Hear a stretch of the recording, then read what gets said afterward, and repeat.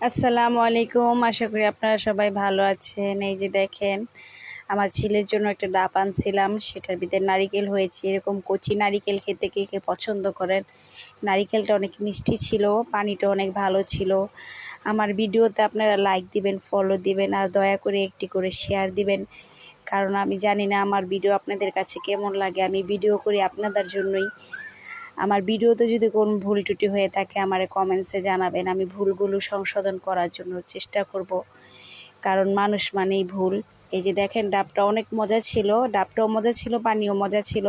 আমার ছেলে মাদ্রাসায় থাইকা পড়ে, তাই ও ঠিক মতো পানি খায় না, এই জন্য ওরে একটা ডাব আইনা দিছি। বলছি প্রতি সপ্তাহে ওরে একটা করে ডাব এনে দেব, কারণ ও পানি একদমই খেতে চায় না। মানে কি বলবার, একলা থাকে, বুঝতেই তো পারতেছেন। এই যে ডাবটা অনেক মজা ছিল আর মিষ্টি ছিল। আজকের জন্য এই পর্যন্তই রাখছি। আল্লাহ হাফেজ, সবাই ভালো থাকবেন।